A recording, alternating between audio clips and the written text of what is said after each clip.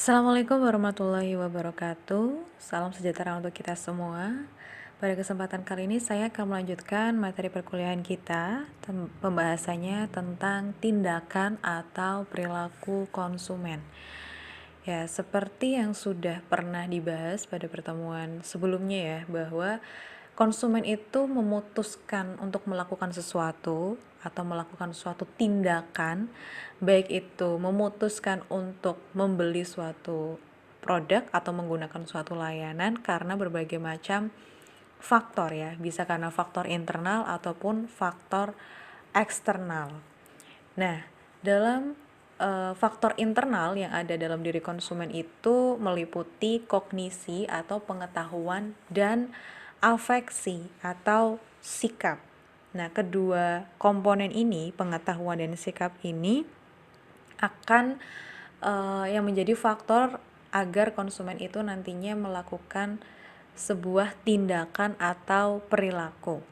Nah, perilaku atau tindakan konsumen tersebut itu terdiri dari proses keputusan untuk membeli atau menggunakan suatu layanan.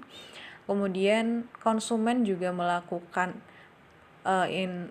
perilaku untuk mencari informasi, kemudian melakukan evaluasi alternatif produk, jadi membandingkan antara produk yang satu dengan produk yang lain ya. Jadi sebelum membeli dia bisa menimbang-nimbang dan membanding-bandingkan antara satu produk dengan produk yang lain, itu yang disebut dengan evaluasi alternatif produk.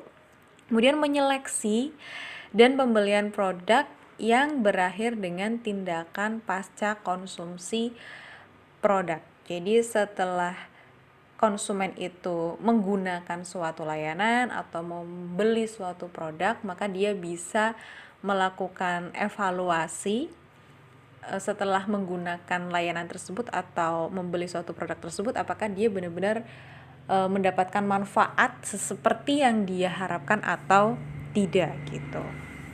Nah, jadi proses keputusan pembelian atau ya proses untuk mengambil keputusan dalam membeli atau menggunakan suatu layanan itu bisa dijelaskan atau bisa digambarkan dalam penjelasan berikut ini.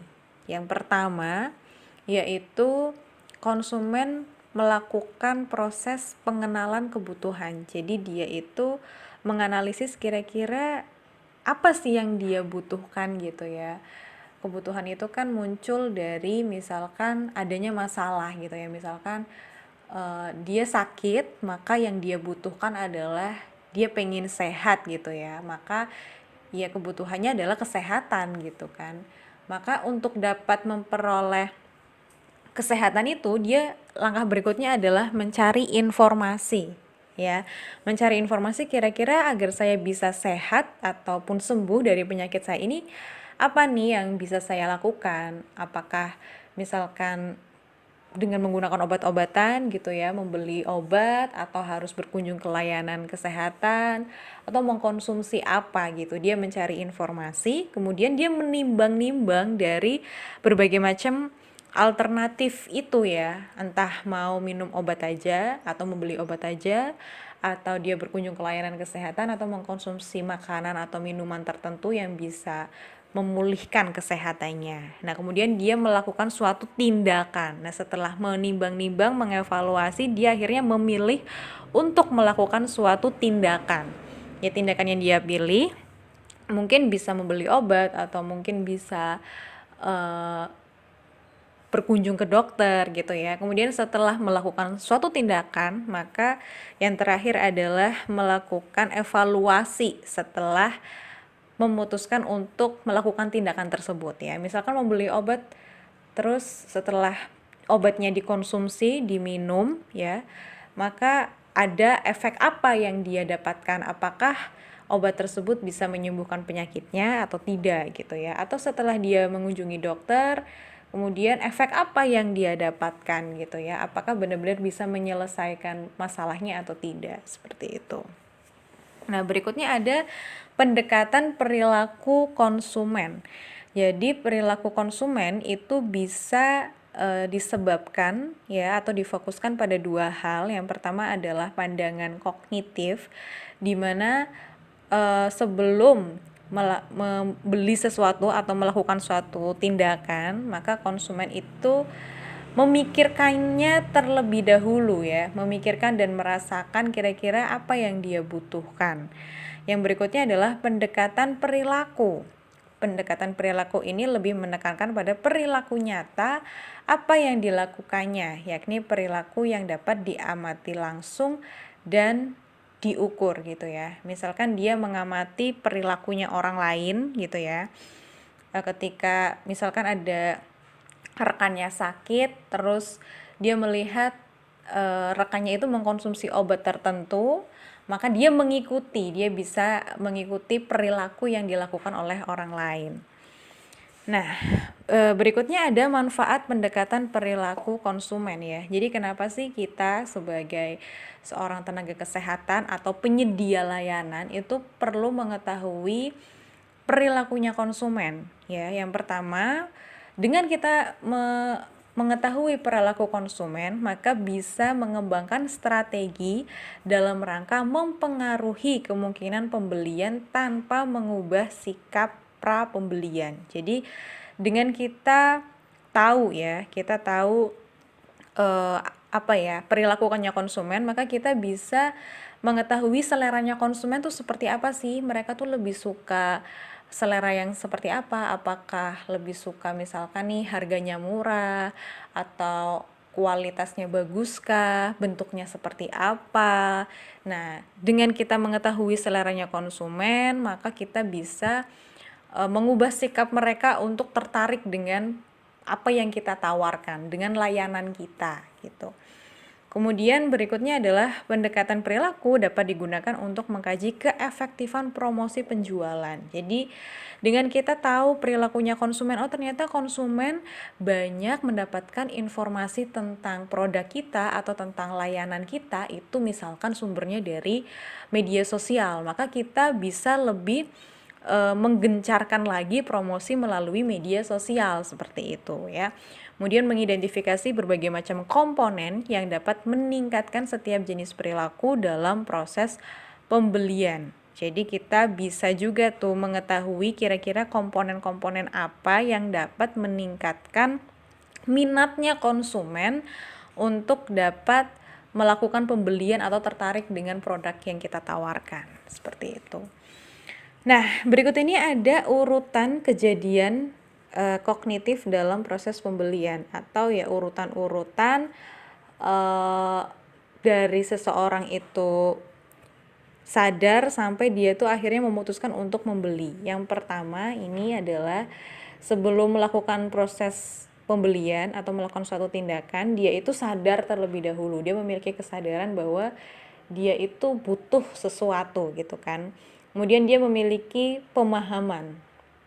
Oh iya, setelah saya butuh, saya itu paham bahwa kebutuhan saya itu ini. Misalkan dia sakit, kemudian sakitnya itu misalkan adalah flu, tapi dia tuh pengen obat flu yang misalkan tidak menyebabkan kantuk misalkan ya, dia paham gitu. Dia harus mengkonsumsi obat tersebut gitu. Kemudian dia yakin bahwa ketika saya mengkonsumsi obat itu maka flu saya akan sembuh nih misalkan ya. Kemudian dia akan melakukan tindakan pembelian obat misalkan ya. Kemudian yang berikutnya adalah kesadaran. Dia sadar akan kebutuhannya, terus dia memiliki pengetahuan tentang hal-hal apa untuk memecahkan masalahnya tersebut, untuk memenuhi kebutuhan itu. Kemudian dari situ dia menyukai sesuatu ya, dia punya sesuatu yang dia suka, kemudian dia punya pilihan apa, terus dia yakin bahwa yang dia pilih itu akan menyelesaikan masalahnya, makanya akhirnya dia membeli. Nah, kalau yang berikutnya adalah perhatian. Kalau yang tadi itu kesadaran, kalau yang ini perhatian, artinya seseorang itu tuh melakukan apa ya, seperti misalkan dia lagi jalan-jalan kemana gitu ya, kemudian tanpa sengaja tuh ada sesuatu yang mencuri perhatiannya, maka dia memperhatikan gitu ya. Kemudian dia tertarik ingin membeli sesuatu itu, padahal belum tentu juga sesuatu itu dia butuhkan, tapi karena dia tertarik makanya dia beli, ada keinginan dan ada tindakan untuk membeli akhirnya. Kemudian yang terakhir ada kesadaran, ada ketertarikan, ada evaluasi, ada percobaan, dan ada adopsi. Ya, berikutnya ada beberapa hal yang perlu diperhatikan dalam pembelian. Yang pertama adalah tidak setiap pembelian mengikuti urutan tersebut dan mensyaratkan bahwa semua aspek perilaku harus dilakukan. Jadi urutan-urutan yang tadi terkait kesadaran, kemudian ada misalkan pilihan dan lain sebagainya, itu tidak selalu berurutan seperti itu dan tidak selalu semua aspek itu harus ada gitu ya, karena setiap orang kan prosesnya berbeda-beda untuk dia bisa membeli sesuatu. Model ditunjukkan hanya untuk mendeskripsikan satu jenis urutan perilaku pembelian eceran, sehingga model dapat dikembangkan untuk jenis pembelian yang lain. Jadi itu hanya ditunjukkan untuk pembelian eceran satu saja gitu ya, bukan yang untuk misalkan menjadi reseller gitu ya, yang butuhnya itu dalam jumlah yang banyak gitu. Waktu yang diperlukan untuk melakukan setiap tahapan bervariasi tergantung dari beberapa faktor. Setiap lembaga pemasaran yang terlibat dalam saluran pemasaran mempunyai penekanan yang berbeda dalam rangka mendorong perilaku. Nah, berikutnya ada tahapan proses pembelian menurut beberapa pendapat ya. Jadi ada dua pendapat. Yang pertama adalah pendapat dari Peter dan Olson, dan yang kedua tentang pendapat dari Sumarwan. Sebenarnya hampir mirip, yang berbeda itu ada di tahap pasca pembelian saja ya. Jadi kalau kita bandingkan antara tahapan dari Peter dan Sumarwan, di pra pembelian itu sama ya. Kontak informasi artinya calon pembeli atau konsumen itu mencari informasi terlebih dahulu terkait produk atau terkait sesuatu yang ingin dia beli ya gitu. Kemudian dia memutuskan untuk memilih akses pendanaan seperti apa, apakah menggunakan debit, apa kartu kredit, atau dibayar secara cash gitu ya, atau melalui ya pembayaran, media pembayaran yang lain ya, bisa Dana, OVO dan sebagainya. Kemudian setelah itu dia berkunjung ke tokonya atau berhubungan dengan toko. Berhubungan dengan toko tuh tidak selalu mengunjungi secara langsung ke tokonya ya, mengunjungi secara fisik langsung ke tokonya, tapi dia bisa juga memesan sesuatu lewat suatu aplikasi, kemudian masuk ke tokonya, itu juga masuknya juga berkunjung ke toko gitu ya. Kemudian kontak produk atau yang mencari produk apa yang sesuai dengan yang dia butuhkan dan dia inginkan, melakukan transaksi dan mengkonsumsi atau menggunakan produk tersebut atau layanan tersebut. Nah, yang berbeda itu adalah kalau yang Peter dan Olson setelah melakukan konsumsi atau mengkonsumsi atau menggunakan, dia itu melakukan komunikasi. Komunikasi itu artinya kita sebagai produsen atau sebagai penyedia layanan tuh melakukan komunikasi dengan konsumen untuk menanyakan kira-kira mereka itu seleranya seperti apa, mereka tuh berasal dari kalangan mana gitu ya, mereka tuh dapat informasi dari mana ya. Tujuannya adalah ketika kita melakukan komunikasi dengan dengan konsumen, maka kita bisa meningkatkan strategi pemasaran kita seperti itu. Nah, sedangkan yang Sumarwan, dia itu setelah mengkonsumsi adalah tahapan berikutnya adalah pasca konsumsi. Pasca konsumsi itu adalah berarti setelah menggunakan suatu produk, konsumennya itu melakukan evaluasi terhadap produk atau layanan yang telah digunakan gitu ya. Kira-kira apakah dia mendapatkan manfaat yang sesuai dengan yang dia harapkan atau tidak gitu. Kalau misalkan sesuai dengan yang diharapkan, maka ada kemungkinan ketika dia butuh butuh suatu hal yang sama, dia akan menggunakan itu lagi gitu. Nah, berikutnya ada tipe proses pembelian konsumen. Yang pertama adalah complex decision making, di mana konsumen itu ketika di complex decision making ya, dia itu ketika mau membeli sesuatu atau mengambil keputusan untuk membeli atau menggunakan sesuatu itu benar-benar dia itu melibatkan kepentingan yang tinggi. Jadi benar-benar karena dia itu benar-benar butuh sekali gitu ya, dia sudah memikirkan bahwa ya emang dia benar-benar butuh hal tersebut gitu ya untuk memenuhi kebutuhannya.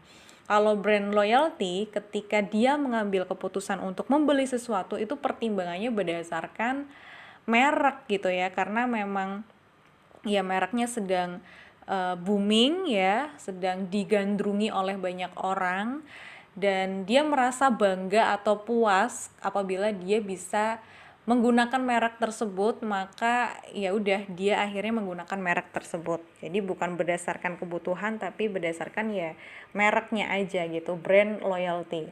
Kemudian ada limited decision making, di mana keputusan yang diambil itu tidak melibatkan keterlibatan kepentingan yang tinggi.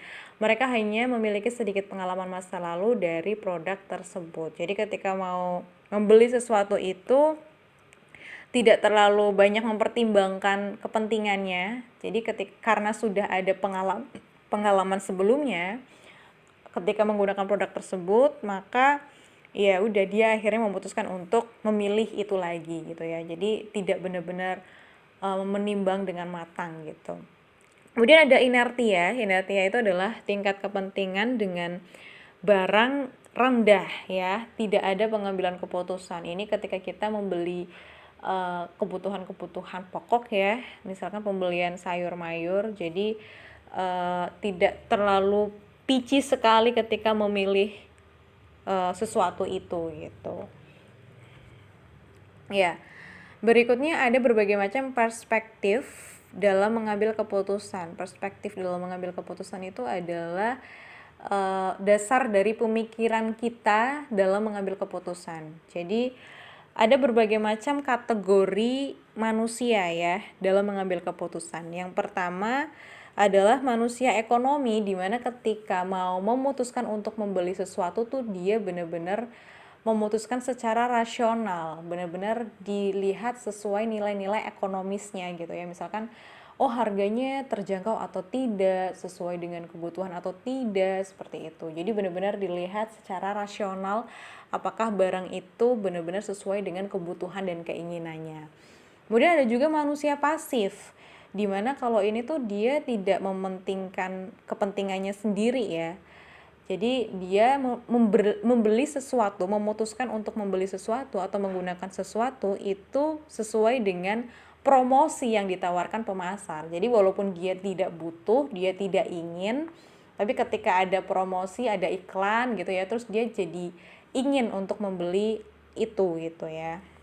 Kemudian ada manusia kognitif ya, dimana ketika ingin membeli sesuatu itu dia benar-benar memikirkan kira-kira hal tersebut bisa memecahkan masalahnya atau tidak, sesuai dengan fungsinya atau tidak. Dia bisa, sesuatu yang ingin dia beli itu bisa benar-benar memberikan manfaat atau tidak gitu ya. Kemudian ada manusia emosional, di mana manusia emosional itu adalah yang ketika mau membeli sesuatu atau mengambil suatu keputusan tuh didasari pada perasaannya gitu ya. Misalkan ada yang mungkin membeli karena rasa tidak enak, ada yang membeli karena rasa kasihan ya. Itu termasuk dalam kategori manusia emosional. Kemudian elemen dasar pemecahan masalah yang mempengaruhi konsumen dalam memutuskan pilihan alternatif tersebut ya. Jadi yang pertama ada tujuan akhir. Ya, tujuan akhirnya tuh apa, konsekuensi dasar kebutuhan atau manfaat yang ingin dia terima. Kemudian beberapa tujuan akhir yang bersifat umum dan luas ya. Kemudian tujuan akhir dan subtujuan adalah sebuah hierarki tujuan. Membentuk hierarki tujuan adalah sama dengan mengurai suatu masalah rumit menjadi suatu runtutan sub masalah yang lebih sederhana yang dapat diatasi secara terpisah-pisah. Dan pengetahuan relevan adalah elemen penting dalam pemecahan masalah, dan set yang dipertimbangkan merupakan suatu set aturan sederhana di mana konsumen mencari, mengevaluasi, dan mengintegrasikan pengetahuan untuk membuat keputusan. Nah, berikutnya ada hal-hal yang lain yang dapat mempengaruhi pemecahan masalah konsumen. Jadi, hal-hal yang dapat mempengaruhi konsumen itu dapat memberi manfaat ya. Yang pertama adalah dampak dari tujuan akhir. Kira-kira konsumen itu bisa mendapatkan manfaat sesuai yang diharapkan atau tidak gitu ya.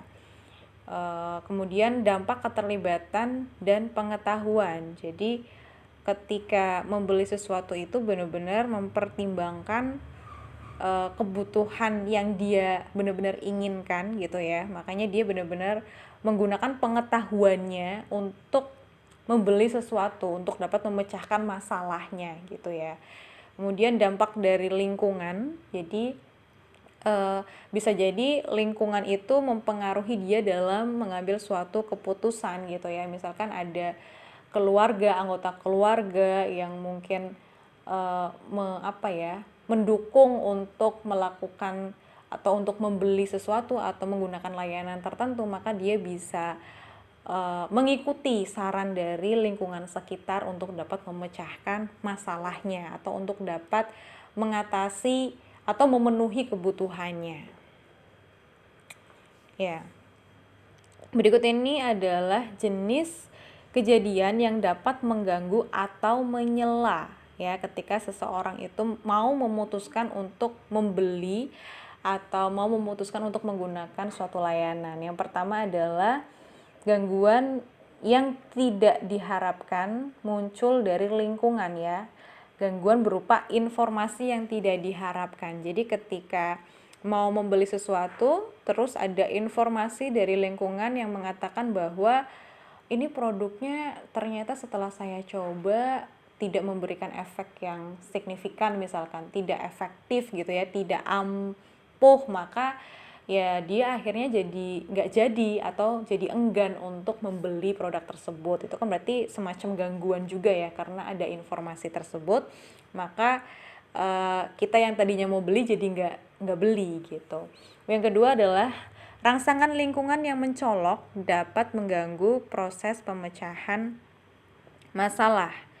Jadi karena banyak orang yang misalkan nih, rangsangan lingkungan yang mencolok adalah banyak anggota keluarga yang tidak mendukung kita untuk membeli hal tersebut gitu ya, maka akhirnya jadi tidak jadi untuk membeli produk atau menggunakan layanan produk tersebut gitu. Kemudian yang ketiga adalah status pengaruh seperti suasana hati dan kejadian psikososial dapat menyela proses pemecahan masalah yang sedang berlangsung. Karena suasana hatinya sedang, misalkan tadinya rencananya mau beli sesuatu gitu ya, mau beli obat X misalkan, tapi ternyata lagi bad mood, lagi kurang semangat gitu ya, akhirnya nggak jadi beli juga bisa kayak gitu ya.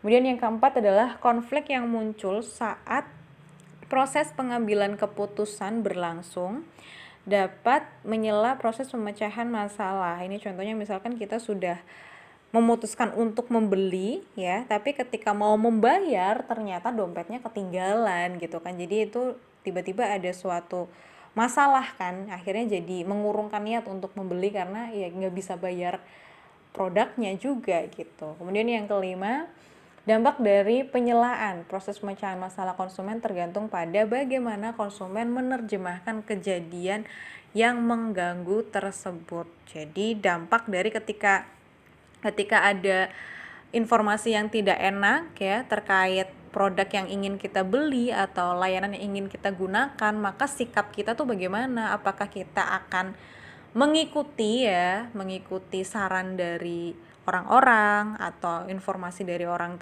lain, atau kita akan tetap kekeh dengan pendirian kita untuk tetap menggunakan hal tersebut atau untuk menggunakan atau membeli produk tersebut. Ya, terima kasih ya. Ini adalah materi terkait tindakan konsumen Jadi ada beberapa hal yang dapat mempengaruhi perilaku konsumen untuk memutuskan membeli atau menggunakan layanan tertentu. Terima kasih atas perhatiannya, kurang dan lebihnya mohon maaf. Wassalamualaikum warahmatullahi wabarakatuh.